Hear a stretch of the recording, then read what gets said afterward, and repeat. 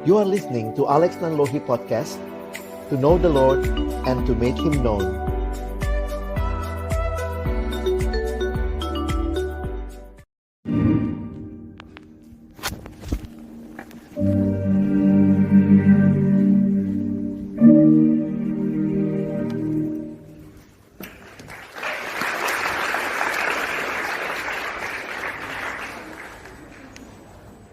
Mari sama-sama kita berdoa. Tuhan, tolong kami. Ketika kami menyadari betapa rapuhnya kami untuk melakukan apa yang menjadi kehendak-Mu, dan betapa mudahnya kami melakukan hal-hal yang menyakiti hati Tuhan. Tuhan yang menciptakan kami, Tuhan yang punya rencana dalam hidup kami. Hari ini kami akan membuka firman-Mu. Tolong kami, agar ketika kami membuka firman-Mu, bukalah juga hati kami. Jadikanlah hati kami seperti tanah yang baik, supaya ketika benih firman Tuhan ditaburkan, itu boleh sungguh-sungguh berakar, bertumbuh, dan juga berbuah nyata di dalam kehidupan kami. Berkati hamba-Mu yang menyampaikan firman dan setiap kami yang mendengarkan. Tuhan, tolonglah kami semua, agar kami bukan hanya jadi pendengar firman yang setia, tapi mampukan kami dengan kuasa dari Roh-Mu yang kudus. Kami dimampukan menjadi pelaku-pelaku firman-Mu di dalam hidup kami, di dalam masa muda kami.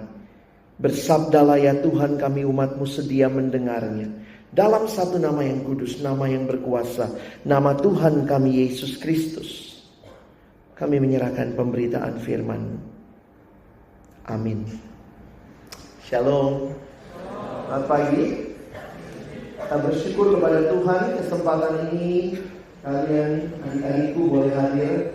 Selamat datang di kampus ini. Kesempatan yang indah, bukan hanya belajar ilmu yang tinggi, tapi kita berdoa Tuhan menyatakan dirinya. Tuhan berkenan menyapa kita di dalam perjalanan kita di kampus ini. Saudara, hari ini kita bicara identity matters. Satu hal yang di dalam generasi ini terus ditanyakan adalah tentang identitas. Dan banyak orang mencoba menggali identitasnya dari hal-hal yang ada di sekitarnya. Nah, saudara, pertanyaan, why am I here? Kenapa saya ada di sini? Pertanyaan lebih jauh lagi, saya mau hidup yang seperti apa? Hidup yang sukses. Tidak heran banyak orang mengkaitkan identitas hanya dengan hal-hal demikian. Oh, saya berharga karena sudah kuliah S1. Kadang-kadang juga orang tua kita secara nggak sadar gitu ya. Kalau udah lulus kuliah baru, iya anakku sudah jadi orang. Emang tadi maunya. Kadang-kadang orang tua juga nggak ngerti ya. Oh, kalau punya duit banyak barulah sukses. Kalau nanti karirnya melejit barulah sukses. Sehingga kita selalu berpikir bright future ahead, which is not wrong. Ini nggak salah tentunya. Tapi pertanyaan yang jauh lebih mendasar. Ngapain sih kita di sini? Bukan hanya kuliah di Ukridanya, tapi ngapain engkau dan saya ada dalam dunia yang diciptakan Allah? Saya pikir sebagai orang percaya kepada Kristus, ada satu hal yang harusnya mendasari identitas kita. Saya memilih lambang yang hari ini menjadi lambangnya orang Kristen. Orang Kristen bicara tentang Kristus seperti namanya Kristen, Kristian, yang namanya Kristian itu lebih ini lagi ya, mirip kayak Kristus. Kan orang yang mirip pandangannya sama Gus Dur, dibilangnya apa?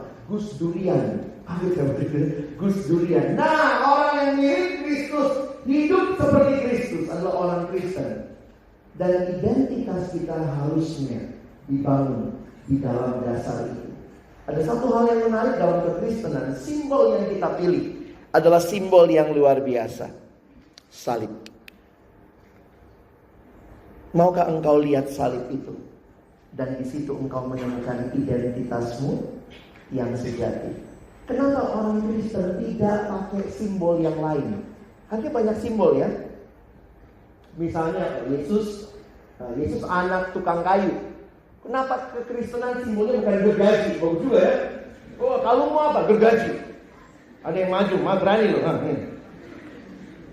Simbol kita bukan palungan, tapi salib. Karena itu mari belajar melihat sekali lagi apa yang terjadi di salib itu.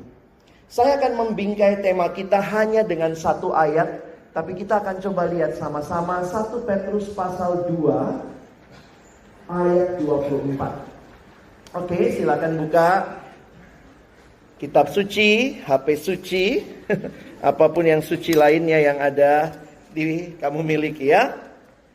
1 Petrus 2 ayat 24, mari kita lihat sama-sama ayat ini dan kita akan membacanya bersama-sama. 1, 2, ya. Ia sendiri telah dipikul di dalam tubuhnya di kayu salib, supaya kita yang mati terhadap dosa hidup untuk kebenaran. Oleh bilur-bilurnya kamu telah sembuh. Sekali lagi kita baca dengan lantang. 1, 2, ya. Ia sendiri telah memikul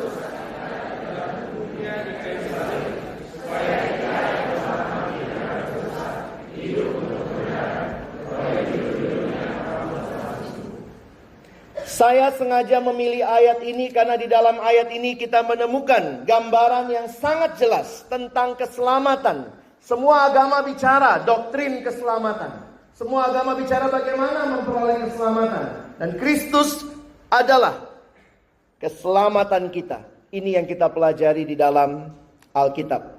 Saya mengajak kita melihat 3 hal dalam ayat ini.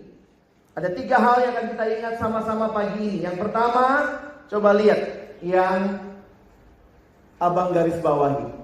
Apa itu? Dosa kita. Dari ayat ini kita belajar melihat. Yang pertama apa? Bahwa kita manusia berdosa yang seharusnya memikul hukuman dosa kita sendiri, yaitu maut. Gampang diingat ya. Saya akan memberikan 3 pasang kata. Pertama, dosa kita. Di dalam Alkitab, dosa digambarkan sebagai tidak mencapai sasaran. Kalau kalian melihat, salah satu istilah dosa di dalam Perjanjian Baru dipakai istilah hamartia. Hamartia itu seperti orang lagi berusaha membidik.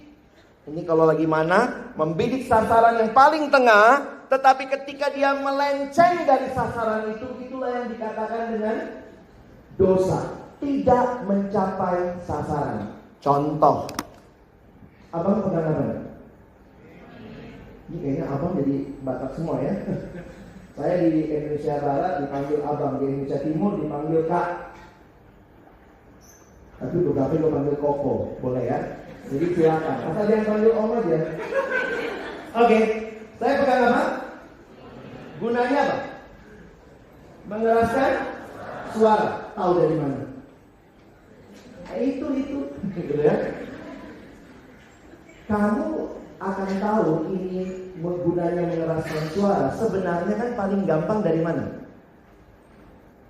Kalau beli buku, beli barang elektronik biasanya pakai buku panduan. Dari buku panduannya ketahuan gunanya apa. Jadi siapa yang keluarkan buku panduannya? Pembuatnya. Jadi kalau mau tahu apa tujuan mic ini dicipta, tanya sama pembuatnya. Gampang kan? Ini dicipta untuk mengeraskan suara.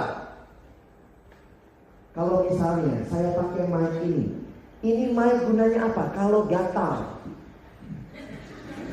Mic mencapai tujuannya dicipta? Tidak. Itu hamartia. Tidak kena sasarannya. Dicipta untuk mengeraskan suara, tapi dipakai garuk-garuk. Nggak sampai sasaran. Engkau dan saya dicipta untuk apa? Apakah dicipta untuk narkoba? Oh, kalau saya sih senang narkoba ya. Nasi kornet babi. Saya di Bandung pernah diajak sekali. Ayo bang, habis khotbah. Ayo bang, kita narkoba. Saya kaget. Ini pengurus PM-nya nggak bener nih anak-anaknya. Dia bilang, tapi bang, narkobanya enak di sini. Abang pasti nambah. Apa itu? Nasi kornet babi. Oh, beda ya. Tapi narkoba yang tadi enggak ya. Apakah kau dicipta untuk LGBT? Lagu botik. LGBT. Kita lihat sama-sama. Manusia punya masalah dengan identitas. Sepanjang zaman, pertanyaan yang terus manusia tanyakan adalah, siapakah aku? Kadang-kadang kalau kita tidak menemukan dengan tepat jawaban atas pertanyaan ini, maka mungkin kita akan memandang diri terlalu tinggi, jadi sombong luar biasa. Atau bahkan memandang diri terlalu rendah, minder luar biasa. Sehingga mari kita sama-sama melihat, kita ada dalam sebuah generasi yang sedang mengalami krisis identitas. Dan krisis identitas, waktu kita dalami lagi, krisis ini menimbulkan problem. Banyak sekali problem yang terjadi di sekitar kita. Kita udah lihat tadi beberapa. Apakah ini harus diselesaikan dengan psikologi? Saya pikir kita harus melihatnya lebih dalam. Psikologi pasti bisa menolong dalam batas tertentu. Tapi karena engkau dan saya manusia yang adalah ciptaan Allah, maka teologi akan menjawab masalah ini. Ini bukan sekedar masalah krisis identitas, tapi akar masalahnya dosa kita. Karena itu pertanyaan ini terus ditanyakan sepanjang zaman. Siapakah saya? Ada 3 hal yang harus saudara jawab. Ada yang mengatakan kalau kamu bisa jawab 3 pertanyaan ini, kau survive dalam hidup. Pertanyaan pertama, dari mana saya datang? Pertanyaan kedua, ngapain saya di sini? Dan pertanyaan ketiga, mau kemana hidup saya? Gampang diingat. Past, where do I come from? Now, present, ngapain saya di sini? Dan future, mau kemana hidup saya? Jawaban terhadap pertanyaan ini akan menentukan engkau survive dalam hidup. Sayangnya, manusia cari jawaban ini dari berbagai hal. Politik misalnya bilang begini, manusia itu apa? Manusia adalah makhluk politik. Semua yang kita lakukan didasari kepentingan politik. Ekonomi bilang manusia itu makhluk ekonomi. Semua yang kita lakukan didasarkan kepentingan ekonomi. Kenapa kamu kuliah? Karena mau kerja. Kenapa mesti ada gelar? Supaya punya kedudukan. Kenapa? Supaya uangnya lebih banyak. Akhirnya motif ekonomi yang mendasari kita. Yang satu bilang, oh tidak, kita ini makhluk biologi. Kita ini digerakkan oleh semua sel-sel kita yang saling bersinergi dan seterusnya. Yang komunikasi bilang, hey please jangan lupa kita ini makhluk komunikasi loh. Apapun yang kita lakukan kita sedang berkomunikasi. Sehingga semua berusaha menjelaskan siapakah manusia dan apa yang manusia lakukan dan mau kemana hidup manusia. Tapi manusia lupa tanya sama pencipta. Itu gobloknya manusia. Lucu ya. Tanya tentang Mike sama penjual bakso. Bapak tukang bakso, apa gunanya Mike ini? Bagaimana cara masangnya? Sorry, saya bukan merendahkan orang yang jualan bakso, tapi karena mungkin dia bukan expert dalam bidang itu. Beberapa hari ini di HP saya, karena saya download satu aplikasi berita, tapi suka masuk itu notification-nya. Hati-hati Virgo, hari ini asmara buruk. Ya Allah, kesel banget saya. Saya pikir ini terhormat ini ya, tapi ternyata hati-hati Virgo. Ya ampun, saya belum dapat yang hari ini, saya ketahui ya kalau dapat ya. Masuk tuh. Dan itu portal berita bagus, tapi ternyata bicara tentang apa yang manusia mau. Apa yang kita mau tahu bagaimana hidup kita. But we ask the question and get the answer from the wrong source. Kalau kamu mau tahu tentang dirimu, tanya sama Tuhan, jangan tanya sama bintang. Gobloknya luar biasa. Bintang minggu ini, hati-hati Capricornus. Jangan deket-deket Pisces, dia ikan nanti kau basah. Ya ampun, itu orang goblok juga bisa ngomong. Tapi itulah manusia ya. You want to know the answer, but you get the answer from the wrong source. Tanya sama Tuhan. Kenapa kita ciptaan Tuhan? Karena itu pengkhotbah bilang apa? Ingatlah penciptamu pada masa mudamu. Remember your creator in the days of your youth. Kenapa pada masa muda? Saya mikir mungkin kan kalau udah tua udah otomatis ingat pencipta ya. kencing opung-opung, opa-oma, kayak otomatis gitu udah bawa tangan gitu ya. Ingat pencipta. Yang susah ingat pencipta di kita ini yang muda-muda. Saya juga masih muda kan. Jadi saudara, Alkitab memberikan kepada kita remember your creator. Kalau saudara mau tahu apa yang tidak sampai di sasaran, apa itu dosa, lihat kembali mulai dari awal Allah menciptakan kita.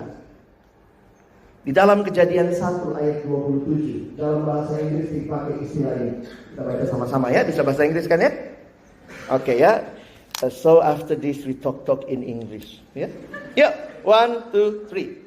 So God created man in His own image. In the image of God He created him, male and female He created them. Di dalam Alkitab dikatakan manusia itu image of God. Indah ya. Kita itu image-nya Allah. Image yang diciptakan Allah, karya seninya Allah. Jadi kalau kita mau tahu untuk apa kita dicipta, baca buku manualnya. Rajin baca buku manualnya enggak? Ini buku manual udah dikasih tahu kenapa kau dicipta. Jangan lagi tanya sama bintang kenapa aku di sini, hidupku seperti apa. Bukan jawab apa. Apa artinya image of God? Ada dua hal yang saya mau tekankan. Pertama, image itu mewakili asli. Abang sering pelayanan ke sekolah-sekolah juga ya. SMA mungkin beberapa kalau kalian SMA di Jakarta pernah ketemu saya. Satu waktu saya satu sekolah, ini SMP tapi ya. Lalu saya tanya, di depan kelas selain burung Garuda Pancasila ada siapa berdua? Presiden sama wakil presiden. Itu saya tanya sama anak-anaknya, mana presiden kita? Otomatis itu. Saya numpang tanya, kalau itu presiden kita, ada berapa presiden di sekolahmu? Karena setiap kelas punya satu. Ya, syukur di sekolah tidak ada ya. Itu presiden kita? Bukan, itu cuma gambarnya. Jangan bilang itu presiden kita. Tapi itu bukan gambar biasa. Itu gambarnya siapa? Gambar presiden.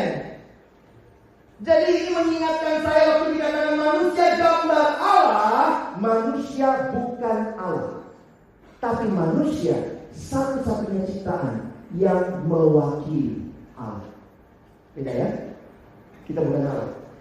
Jangan lupa diri. Makanya kalau ditanya, tadi orang ditanya gitu, mana pacarmu? Langsung dia buka dompetnya. Ini pacarku. Tipis sekali pacarmu. Itu bukan pacarmu, itu cuma gambarnya. Tapi itu bukan gambar biasa, itu gambar pacarmu. Kira-kira begitu ya. Jadi jangan salah gitu. Kadang-kadang manusia lupa diri. Itulah dosa. Dosa itu membuat kita seringkali lupa diri. Kenapa engkau dan saya spesial? Kita spesial karena kita adalah diciptakan segambar dan serupa dengan Allah. Ini hal yang pertama. Saudara dan saya mewakili Allah. Itu yang kita suka nyanyi ya. Kulihat di wajahmu kemuliaan Raja, ku kasihi kau dengan kasih Tuhan. Saudara mewakili Allah. Pertanyaannya begini nanti ya. Apakah hidupmu menyatakan Allah? Ada nggak yang di kelas atau nanti kalau kuliah atau SMA? Ada nggak teman di kelas bilang, ih, kau Tuhan banget sih? Udah nggak? Ih, Yesus sekali kau. Belum. Kalau belum, jangan-jangan kita belum ingat status kita ini mewakili Allah. Kalau orang lihat kita, harus siapa yang lihat? Allah. Aku lihat Allah, kau pasti anaknya Allah. Ngaku deh, kau anak Allah kan? Kenapa kelihatan banget hidupmu? Tapi kalau orang lihat kita, langsung dasar kau anak setan. Jadi apa yang lihat? Kesetananmu. Oh ini. Jadi kadang-kadang saya mikir dari sini aja teman-teman, saya udah bisa tutup doa. Terima kasih Tuhan, biarlah saudara-saudaraku menyadari kita adalah gambar Allah. Engkau harus mewakili Allah. Yang kedua, apa artinya kita adalah gambar Allah? Kita berarti diciptakan seperti Allah di dalam hal relasi. Allah kita adalah Allah yang berelasi. Karena itu ada Bapa, Anak, Roh Kudus. Makanya ketika Allah menciptakan manusia adalah makhluk yang diciptakan dalam relasi. Perhatikan, ada 4 relasi penting yang kita harus ingat. Pertama, Allah menciptakan kita dalam relasi dengan Dia. Yang kedua, dalam relasi dengan sesama. Yang ketiga, relasi dengan diri sendiri. Dan yang keempat, relasi dengan alam. Gampang yang dilihat ya. Ini kalau anak sekolah minggu saya ajarin pakai gerakan. Kita dicipta untuk menyembah Allah, mengasihi sesama, menerima diri, memelihara alam. Ayo, adik-adik sekolah minggu ikut ya. Kita dicipta untuk menyembah Allah, mengasihi, menyembah Allah, mengasihi sesama, menerima diri, memelihara alam. Itu rancangannya. Jadi kamu udah bisa bayangkan nama kamu apa? Kalau Allah harusnya disembah dan manusia melenceng tidak menyembah Allah, itulah dosa. Lucu ya, manusia itu gobloknya. Dosa itu bikin kita goblok. Ayo bilang sama saudara, dosa bikin kita goblok. Ayo bilang. Kita ya, bukan kau. Jangan dosa bikin kau. Kita, kau maksud kita. Dosa bikin kita goblok. Siapa yang harusnya disembah? Allah, Tuhan ya. Tapi itulah, begitu masuk manusia itu lagi dalam dosa, apa yang terjadi? Tuhan dibuang. Sesama harusnya apa? Dikasihi. Sesama bukan dikasihi. Mati kau. Itulah dosa. Miss the target. Satu lagi, alam harusnya dipelihara. Tapi terjadinya gitu. Allah dibuang, alam disembah. Itu gobloknya manusia. Begitu lewat, permisi om ya. Lihat pohon besar, ada embah di sini kan. Rokok-rokok dulu ya mbak. Hebat kita ya. Yang disembah yang bukan Allah, yang Allah dibuang. Diri sendiri tidak diterima. Nanti kan puji Tuhan. Nggak mesti kan kita punya muka kayak orang lain. Syukuri mukamu. Jangan syukuri muka orang lain dan minta muka dia jadi mukamu. Belum tentu cocok. Tuhan udah ciptakan pas gitu ya. Begitu lihat orang gitu, terus mulai yang komplain, Tuhan cantik banget. Kalau lihat yang cantik yang ganteng kita syukuri aja. Puji Tuhan dia cantik, puji Tuhan dia ganteng. Saya nggak usah punya pergumulan dia. Oh jangan pikir orang cantik gak ada pergumulan loh. Pulang malam takut. Coba kamu pulang malam. Nggak takut kan? Berani-berani aja. Sorry ya, Tuhan kan menciptakan kita berharga, bukan tergantung muka. Berharganya itu inside loh. Jadi jangan peduli sama casing loh ya. Karena casing agak bapak dulu, nggak apa-apa yang tidak sehat gitu. Nanti kita bahas kapan-kapan ya tentang casing ya. Kita juga harus memelihara tubuh, tapi bukan berarti mempertuhankan tubuh. Atau identitasmu tergantung dirimu. Saya sering cerita sama siswa, soalnya ada yang datang sama saya, anak remaja, tiba-tiba dia datang gini, Kak Alex, kan dibilang jelek, yang mana yang mau jelek? Luarnya yang jelek, nggak bilang apa. Tapi saya bilang begini, iya, makanya saya bacain ayat Yesaya 43:4. Alkitab berkata, engkau berharga. Jadi berharga itu tidak tergantung. Makanya Tuhan, puji Tuhan ya, ayatnya. Coba bayangkan kalau ayat Alkitab bilang begini, engkau cantik dan ganteng di mataku. Gimana kita ya masuk kategori itu? Puji Tuhan, Alkitab kasih kategori yang lebih mendasar. Engkau berharga, dan engkau berharga tidak tergantung luarnya, tidak tergantung pendidikanmu. Engkau berharga, yang memulung di jalan pun sama berharganya dengan kamu. Tidak ada yang lebih berharga, karena semua sama di hadapan Allah. Kita manusia. Makanya saya bilang sama dia, kalau ada yang bilang kau jelek deh, jangan takut. Pelototin matanya. Bilang sama dia, lu bilang gue jelek. Masalahnya bukan di gue, di mata lu. Bukan di saya, di matamu. Bayangkan, penciptaku aja bilang aku berharga. Lalu kamu ngomong kau gak karena itu sebenarnya kalimat yang sama. Jelek lu, mati aja, kan kayak gitu kan. Kita pakai kesimpulan lain. Karena jelek pun tidak dari muka kagum ini. Nah, penciptaku bilang aku berharga, kamu cuma ngomong jelek. Sorry ya, matamu cuci. Gitu ya. Nah, jadi teman-teman perhatikan. Saya coba simpulkan beberapa hal tentang identitas. Saya melihat identitas itu karena manusia ciptaan Allah, maka identitas manusia selalu berasal dari luar diri. Benar ya? Dan saya mau menggarisbawahi kenyataan generasi ini yang selalu mencari identitasnya ke dalam. Our identity, because we are created. Kita bukan self-created. Kita tidak menciptakan diri sendiri. Kita dicipta, karena dicipta. Perhatikan logika berpikirnya. Karena dicipta, berarti identitasnya dari mana? Dari yang mencipta dong. Nggak ada yang begitu tercipta langsung bilang, aku manusia. Tuhan bilang, kamu manusia. Maka, identity itu bukan look inside, tapi dari outside. Ini kalau ditanya, mana yang benar? Look inside atau from outside? From outside, tapi outside-nya pun from creator. Sekarang ada orang mulai ya biasa LGBT jadi tren. Tadi itu di videonya gitu ya. Kenapa aku kira enggak LGBT? Bukannya kita mendiskriminasi teman-teman yang punya pergumulan itu. Ini pergumulan real. Kalau kamu punya pergumulan ini, minta pertolongan. Itu pergumulan real. Tapi poin saya adalah apa? Beberapa artis-artis, selebriti di YouTube mulai ada yang coming out. Kasih tahu, oh saya memang LGBT. Oke, saya menghargai orang-orang yang mengatakan seperti itu.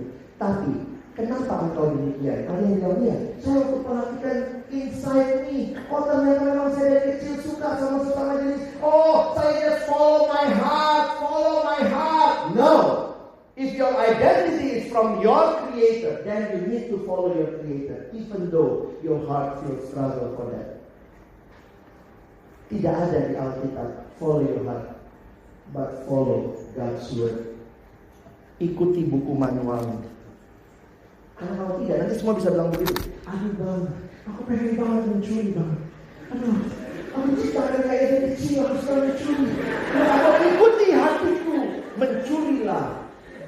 Sorry ya, sekali kamu bilang follow your heart, then you need to follow the rules. Everything follow your heart, everything follow your heart. No, saya harus katakan bagi kalian, itu tidak Alkitabiah. Follow God's word.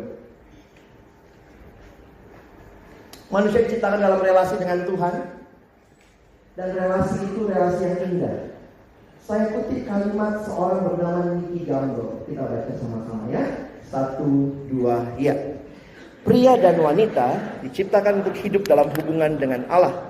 Tanpa hubungan tersebut akan selalu ada rasa lapar, sebuah kekosongan, dan sebuah perasaan.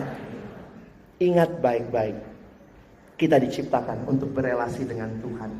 Jangan sombong, merasa diri bisa tanpa Tuhan. Banyak yang mungkin sudah bercita-cita kalau di Jakarta nanti saya mau hidup jauh dari papa mama, orang tua. It's my life. Oh, kebaktian pertama Tuhan ingatkan, not your life, it's my life. I pinjemin to you. Jangan sombong. Lihat ya, baca lagi 1, 2 ya. Tidak ada satupun hubungan manusia yang dapat memuaskan atau yang dapat terus bertahan. Selalu akan ada sesuatu yang hilang. Itu karena kita diciptakan untuk hidup dalam hubungan. Hubungan dengan Allah punya 2 sifat. Pertama kekal. Yang kedua memuaskan. Semua hubungan manusia tidak kekal, tidak memuaskan. Siapa yang punya orang tua yang gak bisa mati? Oh, papamu gak bisa mati dong bang. Terus bertahan. Oh, papamu Allah ya. Itu membuktikan kita yang dicipta untuk satu longing yang kekal. Karena itu teman-teman, baca lagi kesimpulannya. 1, 2 ya. Sekali.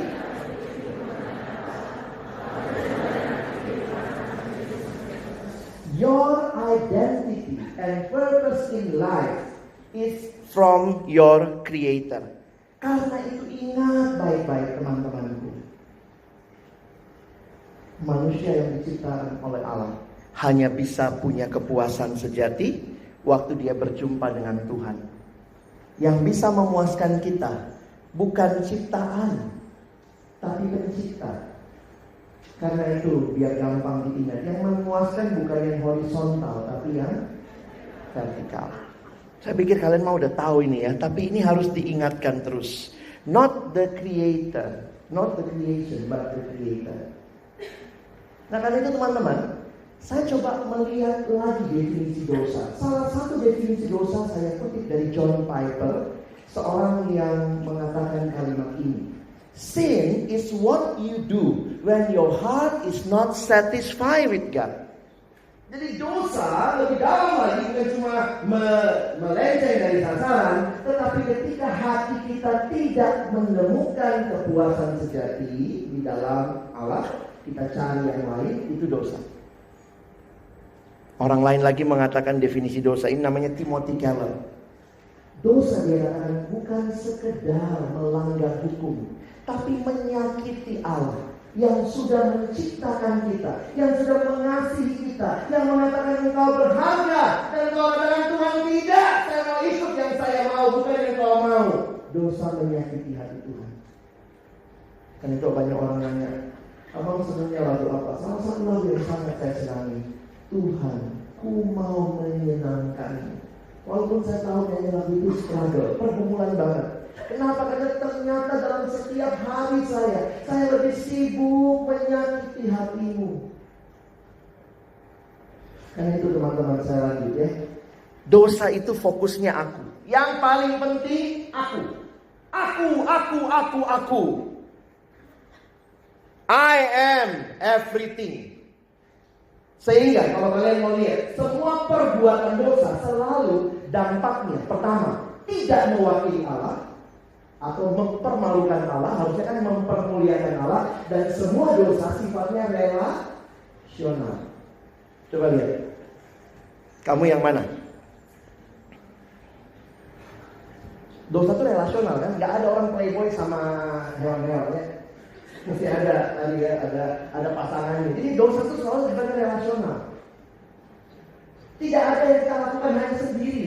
Itu pun dalam relasi dengan diri kita sendiri. Jadi ketika kita dicinta, harusnya memuliakan Allah. Sekarang fokusnya aku, miss ke target. Kau bilang, oh saya nggak begitu bang. Oh mungkin yang lain gitu ya. Nih, kita udah lihat di video semua tadi ya.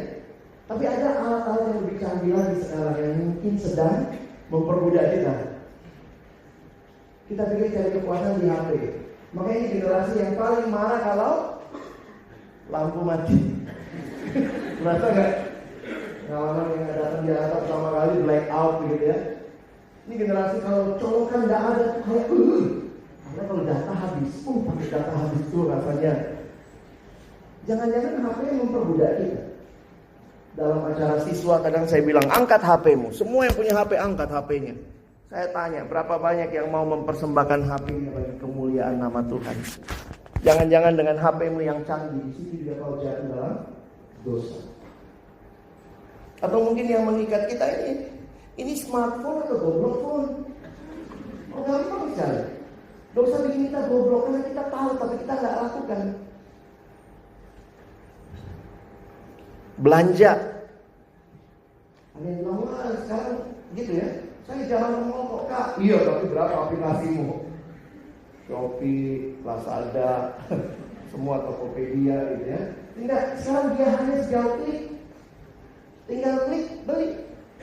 Nah ini pergumulan yang saya harus katakan hati-hati. Tidak ada yang salah dengan belanja. Tapi kita katakan terikat kepadanya. Jangan-jangan kita sudah mentuhankan benda-benda. Rasanya saya identitasnya kalau saya punya barang itu, barang saya berharga. Karena itu pasti orang sekarang beli barang itu kadang-kadang lihat mereknya. Saya kaget juga di dekat kampus, saya dulu kuliah di UI. Dekat situ pernah waktu saya masih masuk anak baru, ada sepatu dijual Reebok 25.000. Kaget saya, benar gak? Reebok 25.000. Saya deketin, baru saya baca, oh Reebok kayaknya satu. Reebok. Kalau hati saya ini dipakai sebulan robek. Tapi ya orang beli barang karena prestis. Kenapa? Kita rasa kita dapat identitas kalau punya benda itu. Atau mungkin yang mengikatmu ini, opa, oma, I'm so tired but I cannot stop watching gitu ya, kemana-mana ya, sarang semua. Apalah ini ya? Abang nggak tahu sini apa, cuma cari-cari gambar aja. Hati-hati, tidak ada yang salah dengan menonton, tapi kalau akhirnya, kadang-kadang gini, udah baca Alkitab deh hari ini, aduh nggak sempet kak, tapi kalau satu malam 17 seri jadi. Saya kadang-kadang apa? Istri saya suka drama Korea juga, jadi kalau dia lagi nonton gitu ya, saya kadang bingung gitu, tiba-tiba tawa, tiba-tiba diem, sedih. Gila dari gimana nih ya? Gimana nih? Saya suami yang baik, saya pernah berusaha menyukai. Saya nonton apa dia ikut ya. Astaga Tuhan, gak masuk akal saya gitu ya. Tapi ya udah, mungkin bukan bagian saya gitu ya. Tapi waktu saya lihat itu nggak, cowok cantik gitu ya, gitu ya. Ada cowok cantik, mukanya licin, lalat nempel ke pleset. Kadang-kadang saya mikir, wow, ya. Tapi poinnya adalah apa? Apakah itu mengikat kita? Kalau ini mengikat kita kan bahaya. Kapan terakhir baca Alkitab tertawa, sedih? Pernah nggak baca Alkitab? Terus kita sedih. Kalau nonton Korea bisa gitu. Kalau Alkitab, pengennya cepat selesai gitu ya. Yang cowok jangan begitu ya. Apa bilang, cewek-cewek nih Korea. Mungkin ini kamu.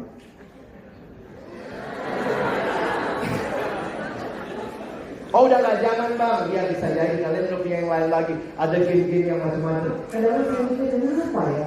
Ada orang bisa begitu dedicated to game, mengabdi kepada game. Mereka nggak makan demi game.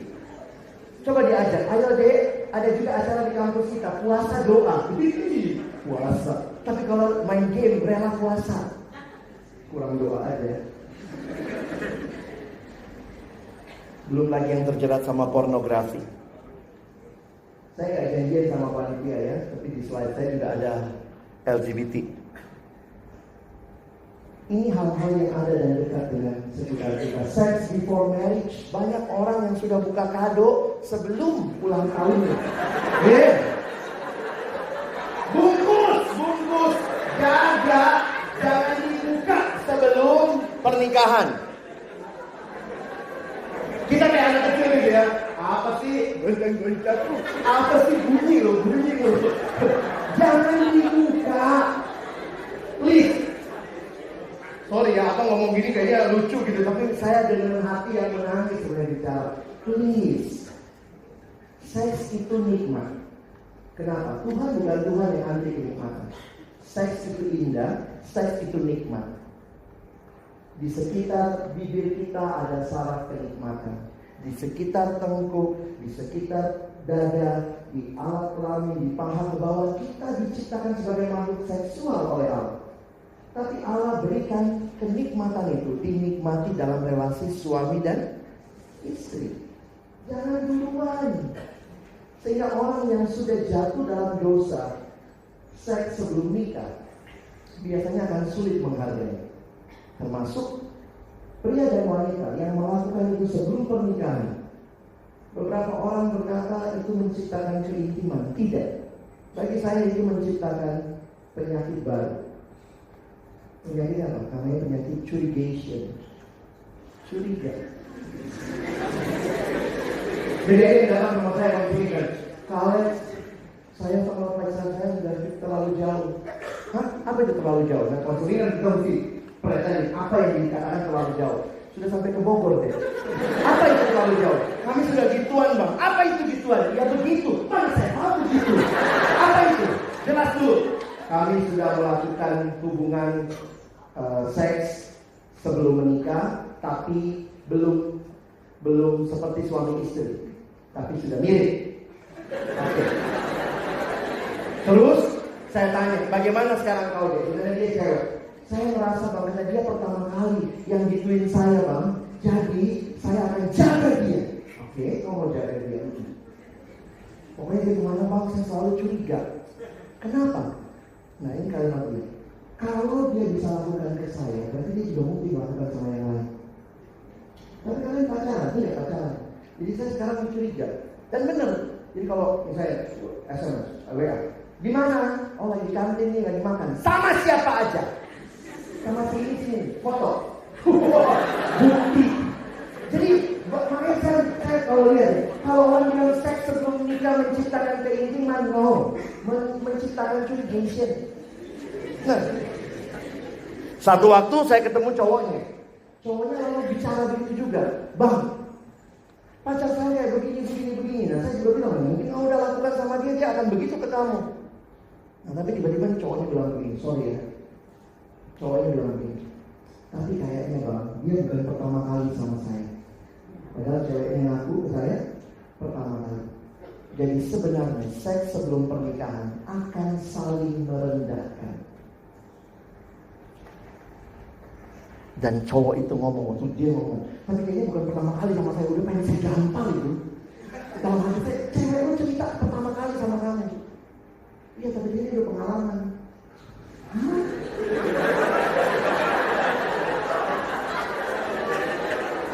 Udahlah. How do you spell sin? S-I-N.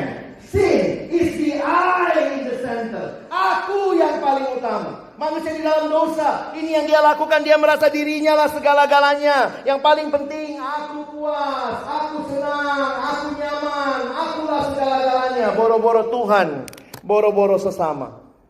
Aku jadi fokusnya. Tadi abang udah cerita ya.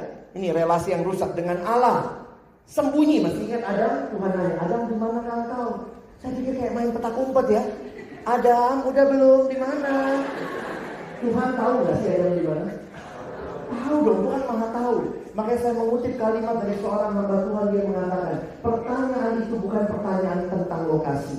When God asked Adam, where are you? It's not a question about location.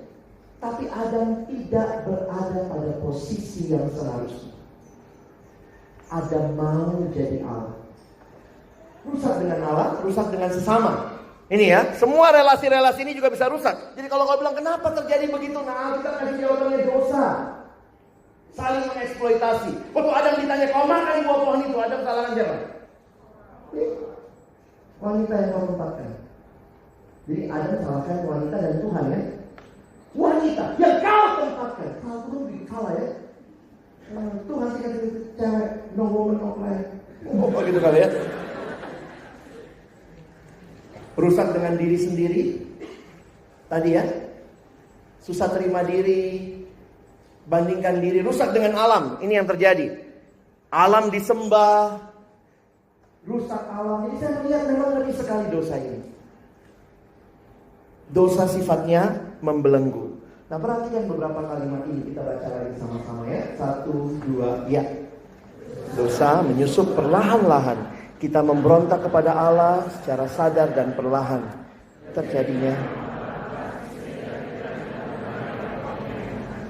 Dan akibatnya, next, kita kehilangan rasa hormat terhadap diri sendiri, kemampuan untuk berpikir sehat, kemampuan untuk berkata jujur, kemampuan untuk memberi, kemampuan untuk mengasihi. Kalau saya jadi Tuhan kadang-kadang pikir susah juga nolong manusia yang gak berdosa ini. Tapi karena dia Tuhan, dia utus anaknya. Karena kita itu sering kali karena dosa kehilangan akal sehat. Itu yang dari tadi saya bilang goblok. Bayangkan manusia doa sama Tuhan. Coba kalau kau jadi Tuhan gimana? Tuhan berikan saya kesehatan, tapi rokok jalan terus. Gimana nolongnya? Kita pikir kalau dalam Tuhan gampang lah, Tuhan bisa putihkan semua. Tuhan berikan saya kekudusan, kalau Tuhan ada Allah terus. Wifi kampus kencang, puji Tuhan.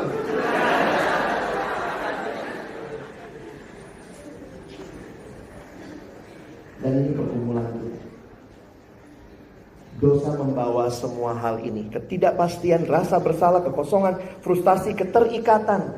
Ini yang dosa bawa dalam hidup kita. Karena itu Alkitab berkata, upah dosa adalah maut. Dan teman-teman, adakah pengharapan buat kita? Waktu lihat gambar ini pertama kali, ada yang bisa coba perhatikan gambar ini? Ini judulnya, kalau kalian googling, judulnya Peter Drowned. Petrus tenggelam. Jadi sebenarnya ini gambar, itu Tuhan Yesus di luar air. Jangan kau pikir Yesus yang tenggelam ya. Bukan. Yesus tuh di luar air lagi begini, Petrusnya lagi tenggelam, makanya Petrusnya nggak kelihatan. Jadi waktu saya lihat gambar ini pertama kali dan mengerti maknanya, saya berkata, Tuhan terima kasih. Karena saya tidak bisa selamatkan diriku, karena itulah Engkau datang.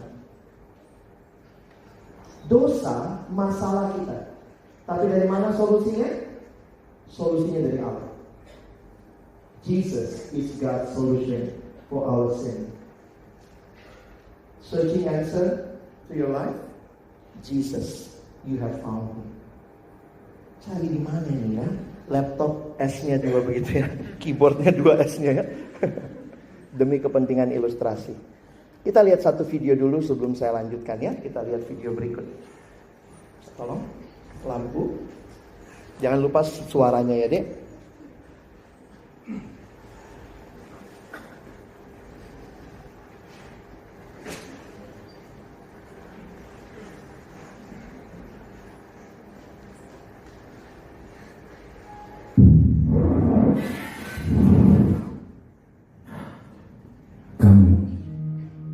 Lihat matamu, pandang matamu, berbintik, berwarna-warni, masing-masing unik, dan aku menciptakan itu semua. Aku menciptakan segala sesuatu, alam semesta, dan kamu. Aku telah memberimu kepribadian. Aku membuatmu murni, rumit, dan setiap hari aku memberimu hidup. Aku mengasihimu. Tapi sesuatu telah terjadi. Kamu telah selingkuh. Kamu tidak percaya padaku.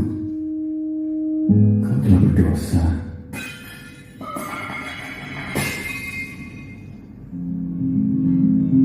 Kamu memisahkan dirimu dariku. Dan meskipun kamu masih hidup, kamu perlahan-lahan sekarang. Jadi kamu mencari hal-hal lain.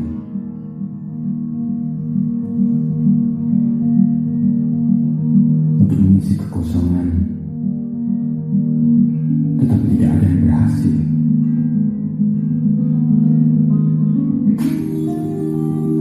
Itu hanya akan membunuhmu dengan lebih cepat. Dan itu semakin dan semakin memisahkan kita.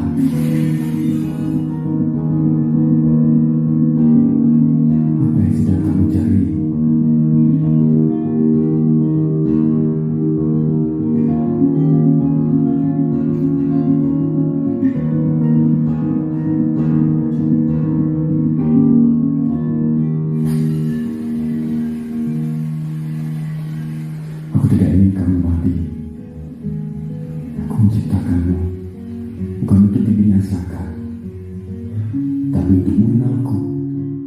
Jadi aku menjadi salah satu dari kalian. Sebuah ciptaan yang rapuh. Aku digoda, tetapi tidak pernah berdosa. Aku datang untuk menyelamatkan kamu. Kamu telah sangat berdosa. Dan karenanya ada harga yang harus dibayar. Seseorang harus mati, kamu atau aku. Jadi aku mengambil dosa dan menukarkan hidupku untuk kamu. Dan aku mati menggantikanmu. Karena aku mengasihimu. Kemudian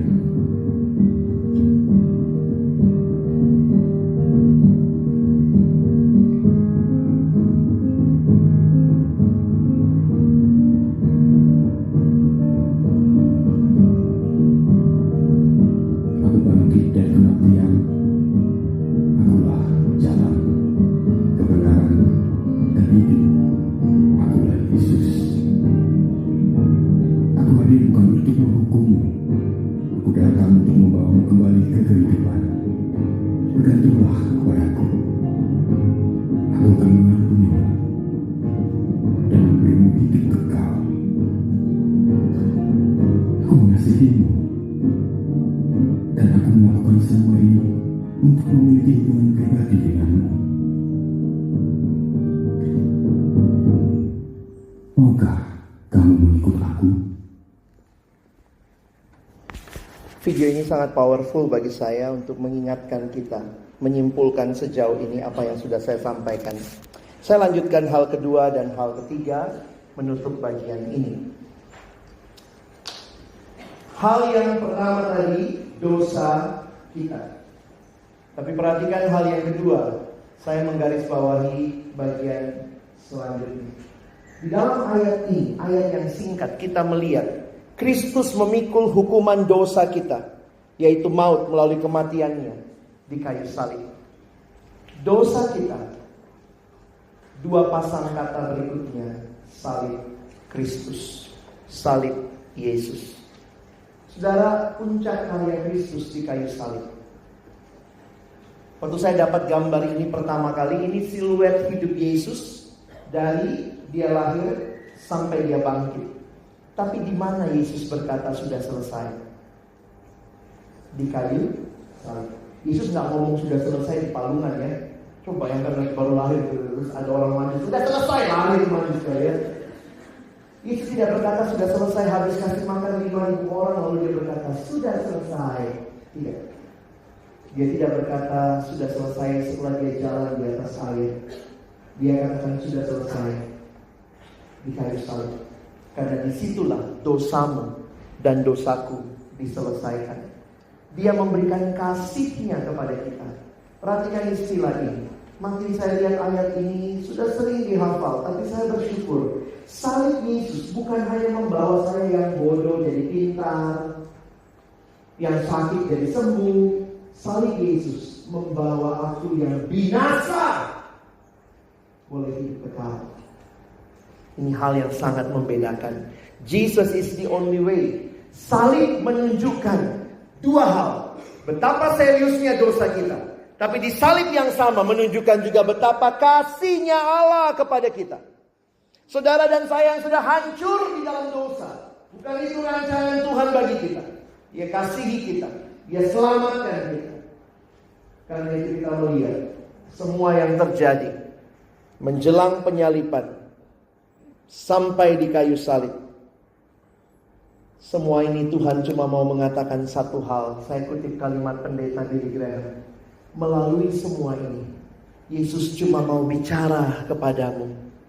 I love you. If you want to look for a definition of love, you should look not in a dictionary, but look at Calvary. Apa itu kasih? Lihat di kayu salib. Apa yang Yesus lakukan bagimu? Supaya engkau berhenti hidup nyasar dari tujuan, melenceng dari tujuan, kembali kepadanya. Dia berikan hidupnya. Dia bayar upah dosa yang engkau dan saya lakukan. Kita kalau bilang love itu apa? Ini kalau di Korea gitu ya. Apa itu love? Salah. Is this love? Alkitab memberikan kepada kita, this is not love. This is love. Inilah kasih yang rela berkorban demi engkau dan saya. Paulus mengatakan kematian Kristus memindahkan kita. Tadinya dari kegelapan, dari kuasa kegelapan, kita pindah ke dalam kerajaan anaknya. Sekarang kita ada di dalam kehidupan yang baru, hidup yang kekal. Dosa telah dikalahkan di kayu salib. Kematian Kristus dasar janji pengharapan kita. Dan perhatikan, dia tidak hanya mati, dia bangkit. Dan kebangkitannya memberikan kepada kita jaminan. Malaikat bertanya, mengapa engkau mencari dia di antara orang yang mati? Dia tidak di sini, dia sudah bangkit. Sehingga saya harus ingatkan kita, salib merupakan satu-satunya jalan keselamatan. Tidak ada yang lain. Semua agama hanya menawarkan hidup lebih baik. Tapi Kristus menawarkan hidup yang kekal. Bersama Dia selama-lamanya. Salib merupakan satu-satunya jalan keselamatan. Dan salib memberikan tujuan baru bagi kehidupan. Yang terakhir, pertama apa tadi? Dosa kita. Yang kedua, salib Yesus. Yang ketiga, yang terakhir, perhatikan yang abang garis bawahi. Ternyata kematian Kristus membebaskan kita dari dosa. Tujuannya apa? Supaya kita yang telah mati karena dosa kini hidup untuk kebenaran. Dua pasang kata atau dua kata sepasang terakhir, hidup benar. Gampang diingat ya. Dosa kita diselesaikan oleh salib Yesus supaya kita hidup benar. Tuhan ternyata tidak mau kita terus hidup dalam dosa. Karena itu kalau kalian perhatikan apa yang Dia lakukan bagi kita. Kita baca ayat ini ya. Yuk sama-sama. 1, 2 ya. Sebab kamu tahu bahwa kamu telah ditebus dari cara hidupmu yang sia-sia, yang kamu warisi dari nenek moyangmu itu, bukan dengan barang yang fana, bukan pula dengan perak atau emas, melainkan dengan darah yang mahal, yaitu darah Kristus, yang sama seperti darah anak domba yang tak bernoda dan tak bercacat. Tuhan beli kita kembali, harganya telah lunas dibayar. Karena itu Paulus mengerti betul bahwa ini adalah transaksi yang terjadi. Perhatikan kesaksian Paulus. Kita baca 1 Korintus 6:20. 1, 2 ya. Sebab kamu telah dibeli dan harganya telah lunas dibayar. Karena itu Tuhan bayar kamu dengan harga yang mahal, bukan dengan perak emas, dengan darahnya sendiri. Di kalimat yang lain, ini kesaksian Paulus lagi. Kita baca sama-sama ya. 1, 2 ya. Dan Kristus telah mati untuk semua orang, supaya mereka yang hidup tidak lagi hidup untuk dirinya sendiri, tetapi untuk Dia yang telah mati. Dulu kita hidup bagi diri, itulah dosa. Apapun aku. Tapi kematian Kristus membuat sekarang kita hidup untuk Dia. Siapa Dia? Dia yang telah dibangkitkan, yang telah mati dan telah dibangkitkan untuk kita. Jadi teman-teman, saya pikir tuntutan Tuhan gak berlebihan ya. Ayo hidup benar. Hidup benar ini tercermin di mana? Di cara belajarmu. Tadi ya, jangan plagiat, jangan nyontek. Kalau saya telah ditebus, maka saya tinggalkan dosa, tapi juga nampak dalam berbagai hal positif. I have a new way of study. Jangan belajar karena mau ujian, belajar untuk mengerti, memahami, dan akhirnya ilmu berguna bagi orang lain. Itu berdampak dalam caramu bergaul. Siapa temanmu? Ada banyak pilihan teman di sekitar kita. Tadi kita udah lihat ya di video. Ini akan berdampak di caramu berpacaran. True love waits. Ayo bilang sama-sama. 1, 2 ya. True. Tunggu. Tuhan memberi kesempatan kepada kita. Dan tadi dikasih tahu oleh Pak Pras ya, di kampus ada banyak sarana bertumbuh. Jangan kau pikir ini kebaktian pertama dan terakhir ya. Puji Tuhan Pak, sudah ikut kebaktian hari ini. Jangan ada lagi. Nanti ada ibadah, ada kebaktian. Ini bukan untuk menambah bebanmu, tapi membawa kamu kenal siapa Tuhan. Keep growing, jadi orang yang bertumbuh dalam Tuhan. Karena itu saya simpulkan ya, 3 hal. Ingat ya. Apa yang pertama? Dosa kita begitu mengerikan, diselesaikan oleh salib Yesus. Supaya kita hidup benar. Abang harap kalian pulang bawa oleh-oleh ini untuk kebaktian pertama di Ukraina. Identitasku ada dalam Kristus yang menyelesaikan dosaku.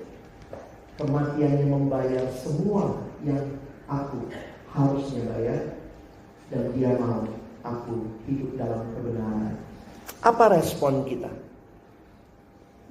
Buka hatimu, terima Yesus. Saya pikir ini respon yang paling jelas ya. Banyak orang nanya sama saya, apa sih terima Yesus?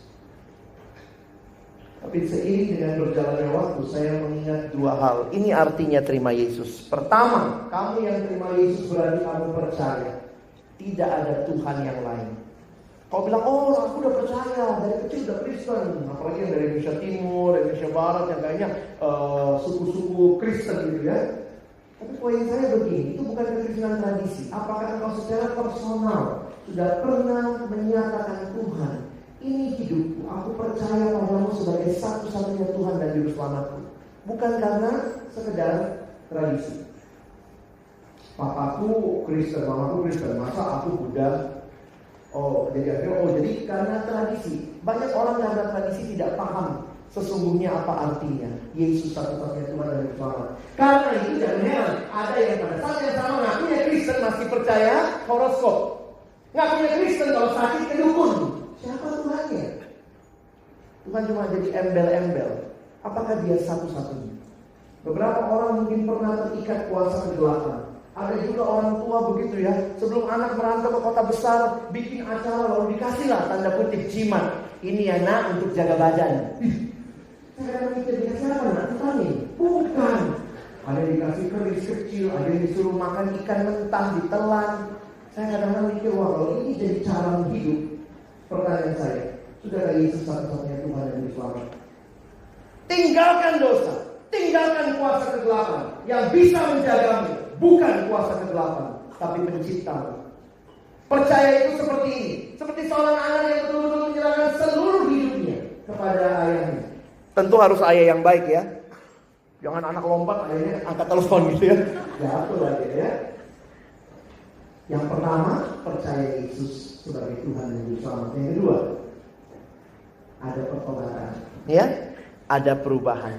Di Alkitab Paulus menggunakan kata ditanggalkan dan dikenakan. Ini kayak baju ya. Ada yang ditanggalkan dan ada yang dikenakan. Ada kutipan dari malam saya baca di salah satu status teman. Kalimatnya menarik. Dia mengatakan begini. True repentance is not just cry. It's a change of life. Pertobatan sejati bukan nangis. Banyak orang yang KL, ada kebaktian, bisa nangis gitu. Oh Tuhan, saya mau berubah. Terus bukan nangis yang gitu. True repentance, pertobatan sejati. Apakah engkau ada hidup yang berubah? Karena itu kalimat ini jadi penting ya. Punya komitmen untuk hidup berubah. Di Alkitab sebenarnya ada perbedaan antara bertobat sama menyesal. Menyesal itu begini ya. Bertobat di Alkitab itu terjadi perubahan arah. Jadi bayangkan kalau tadi menghadap sana, bertobat itu berbalik 180 derajat. Kalau nyesel tidak ada perubahan arah. Jadi orang yang tobat pasti nyesel. Tapi orang yang nyesal belum tentu bertobat. Makanya true repentance bukan cuma crying. Banyak orang nyesel di kebaktian. Oh Tuhan, nyesel banget. Saya kasih contoh. Kalau ada ibu-ibu dari rumah mau ke pasar beli sayur. Dari rumah mau ke pasar beli sayur.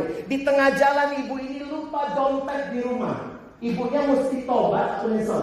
Iya. Kalau nyesel cuma gini. Aduh, lupa dompet di rumah. Lupa dompet di rumah, tapi jalan terus. Itu nyesel. Nyesel bisa begini, bisa berhenti. Aduh, maju terus gitu. Kalau kita ini tobat, ambil dompet. Emangnya mau beli sayur pakai apa? Pakai senyum. Pakai itu. Pertanyaannya begitu.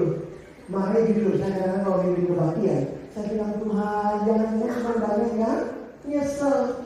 Tuhan tidak mau lagi. Apalagi kalau suasananya baik ya, terus kemudian musiknya bagus. Oh Tuhan, aku nggak mau lagi. Begitu Tuhan, download lagi.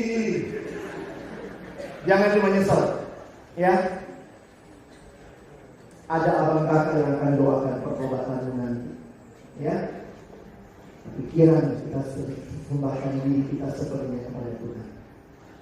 3 hal, ingat yang pertama, dosa kita diselesaikan oleh salib Yesus. Supaya apa? Hidup benar, alami, buka hati, terima Yesus sebagai satu-satunya Tuhan dan Yesus. Mari kita tunduk kepala. Mari teman-teman pemusik boleh maju sebentar ke depan. Kita akan menutup ibadah ini dalam doa, dalam pujian. Mari sama-sama kita ingat salib itu. Kita ingat karya Allah yang besar. yang diberikan bagi kita.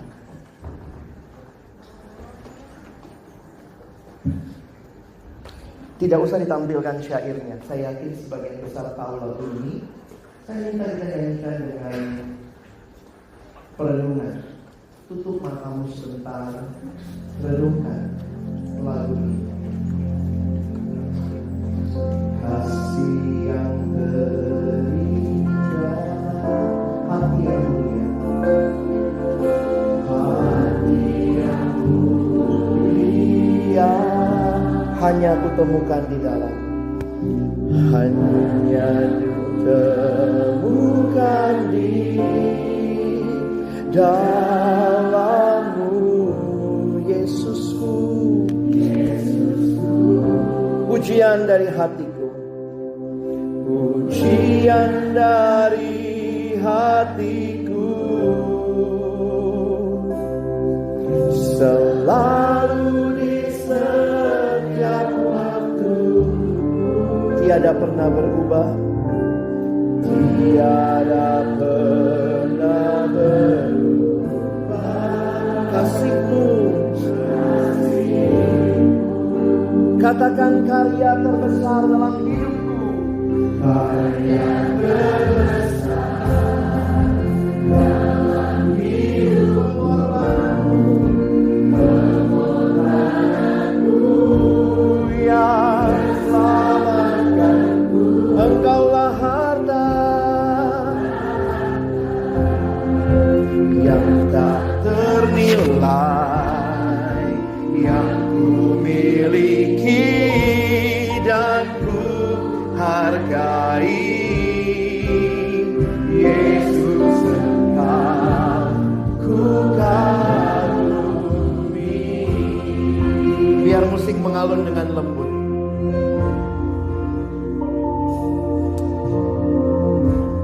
Hari ini di hadapan Tuhan, sebelum kita menutup dalam doa ibadah ini, izinkan saya sebagai hamba Tuhan memberikan beberapa pertanyaan untuk saudara jawab, untuk saudara responi di hadapan Tuhan, bukan di hadapan manusia. Siapa yang berkata hari ini, Tuhan, saya baru mendengar firman-Mu. Hari ini saya baru mengerti betapa Engkau mengasihiku, Tuhan. Kau tidak mau aku hidup di dalam dosa.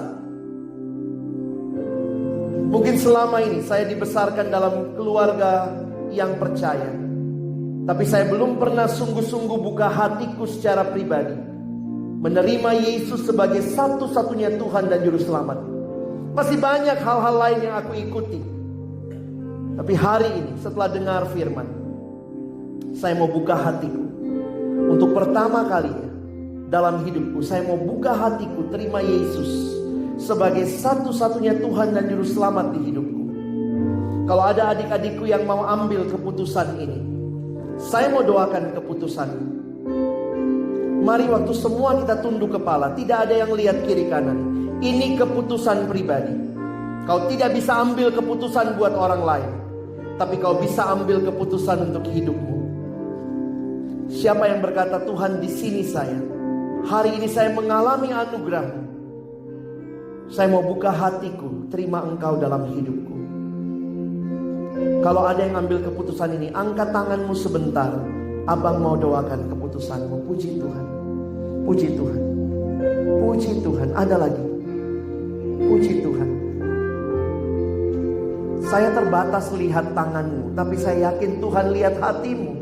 Kalau engkau berkata, Tuhan, di sini saya tidak mau lebih lama hidup di dalam dosa. Hari ini saya membuka hatiku, terima Engkau, Tuhan. Ini saya. Angkat tanganmu. Ada lagi. Puji Tuhan. Ada lagi. Puji Tuhan. Tidak ada dari kita yang di luar jangkauan anugerah Allah.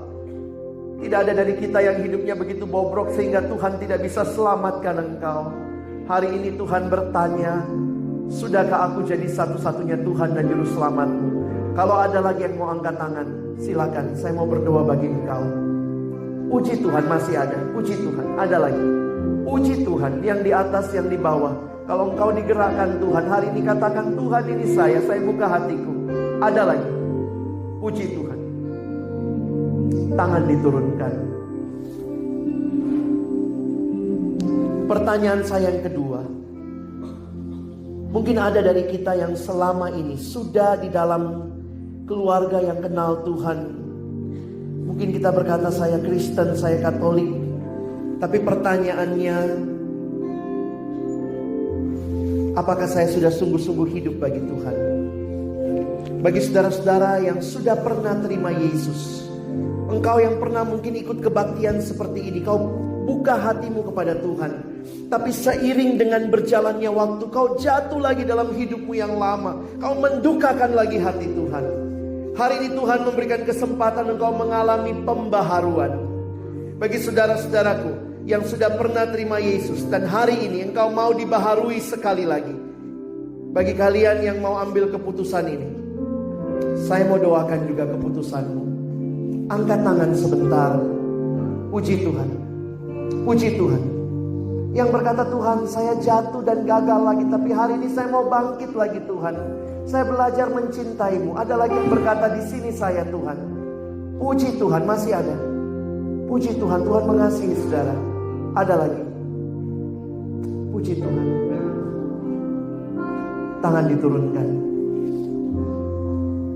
Mari taruh tangan kanan kita di dada kita. Nyanyikan lagu ini sekali lagi refrainnya. Dengan hati yang bersyukur.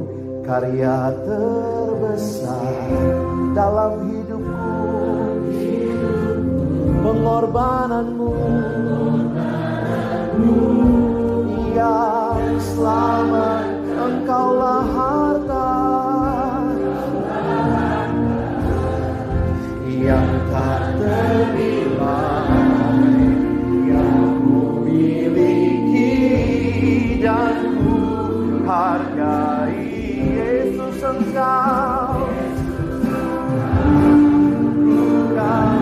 Mari berdiri bersama, katakan karya terbesar dalam hidupku.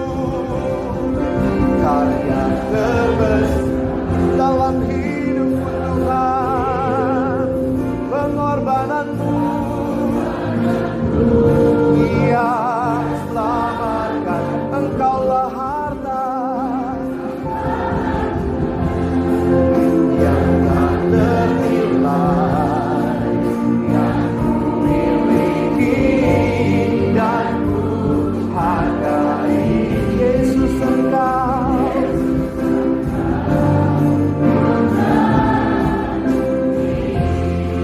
Mari dengan sangat lembut kita katakan di hadapan Tuhan, karya terbesar. Lebih lembut lagi sebagai doamu. Terima kasih Tuhan. Pengorbananmu yang selamat, engkaulah harta yang tak ternilai yang ku miliki dan ku hargai.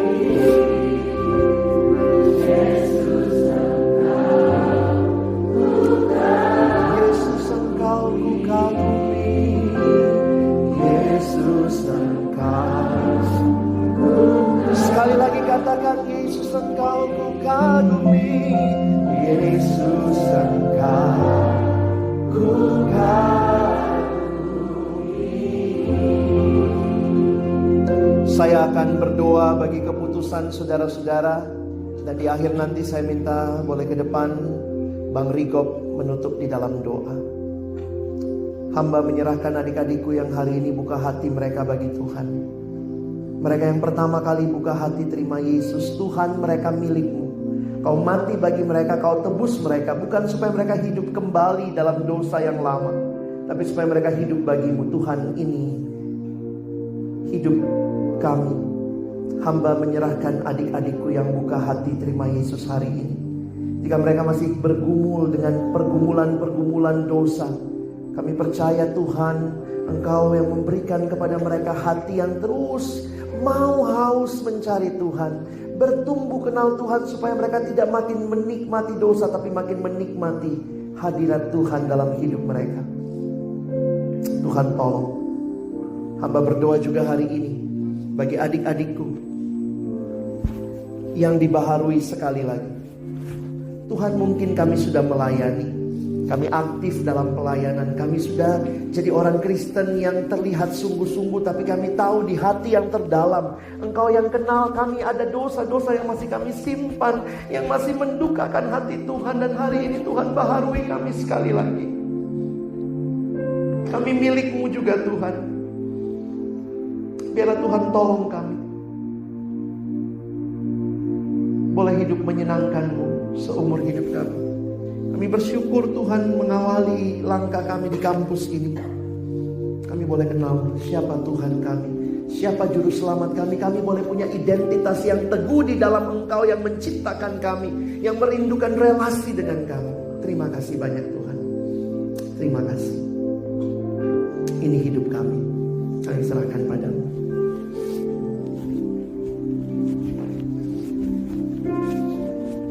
Kami bersyukur untuk kesempatan mengalami satu kebangunan iman. Kami bersyukur Engkau berbicara kepada kami. Kami bersyukur melalui pelayanan Kak Alex hari ini, kami mendengarkan akan kebenaran. Kami bersyukur untuk pelayanan firman yang sungguh membangunkan kami dari kelelapan tidur kami. Kami sungguh bersyukur kepada-Mu ya Tuhan. Berkatilah pelayanan Kak Alex, biar Tuhan yang akan terus memakai dia dengan luar biasa bagi orang-orang muda di kota ini, bagi Indonesia. Berkatilah kami semua sebagai mahasiswa di kampus ini untuk sungguh-sungguh mempermuliakan Engkau melalui hidup kami. Kami menyerahkan seluruh hidup kami kepada Engkau ya Tuhan. Dalam nama Tuhan Yesus Kristus, yang namanya telah ditinggikan di tempat ini, dalam nama yang berkuasa itulah kami telah berdoa. Amin.